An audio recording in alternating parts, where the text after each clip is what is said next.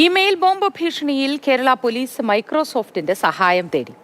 Email അയക്കുന്നത് Tor browser വഴി എന്ന് കണ്ടെത്തി. ഭരണ സംവിധാനങ്ങളെ മരവിപ്പിക്കുകയാണ് ലക്ഷ്യമെന്ന് പോലീസിന്റെ വിലയിരുത്തൽ. അനന്തകൃഷ്ണനുണ്ട് വിവരങ്ങളുമായി. Ananthakrishnan, good morning.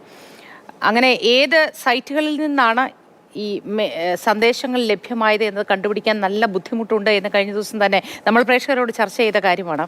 ഇപ്പോഴത്തെ മൈക്രോസോഫ്റ്റിന്റെ സഹായം തേടുന്നു. എന്താണ് സാധ്യതകൾ, വിവരങ്ങൾ? Good morning Moti.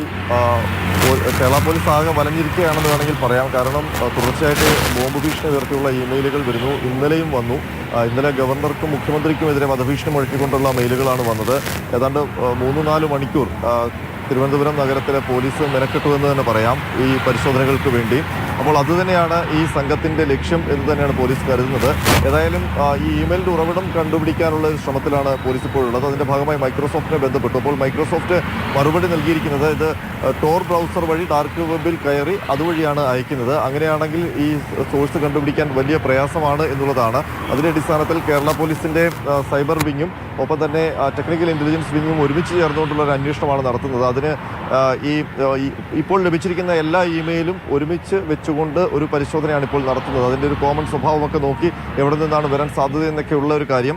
അതിനൊപ്പം ഈ മറ്റ് സ്റ്റേറ്റുകളുമായി, കാരണം ഈ ഇമെയിലിൽ ചില പരാമർശങ്ങൾ തമിഴ്നാടുമായി ബന്ധപ്പെട്ടതാണ്. അപ്പോൾ തമിഴ്നാട് സർക്കാരുമായി ബന്ധപ്പെടുമ്പോൾ, തമിഴ്നാട് പോലീസുമായി ബന്ധപ്പെടുമ്പോൾ തമിഴ്നാട്ടിലും തെലങ്കാനയിലും ഇത് നിരന്തരം സംഭവിച്ചുകൊണ്ടിരിക്കുന്നു. പക്ഷെ അവിടെയും ഇതിന്റെ സോഴ്സ് കണ്ടെത്താൻ കഴിയുന്നില്ല എന്നുള്ളതാണ്. അപ്പോൾ ഇതിന് പിന്നിലൊരു ഗൂഢശക്തി ഉണ്ട് എന്ന് തന്നെയാണ് കേരള പോലീസ്. ഇതിന് ബന്ധമുണ്ടാവണം എന്ന് സംശയിക്കേണ്ടി വരും അല്ലേ അനന്തൻ? തീർച്ചയായിട്ടും. കാരണം ഇത് ഏതെങ്കിലും തരത്തിലുള്ള അട്ടിമറിക്കുള്ള നീക്കമാണെന്നും സംശയിക്കാം.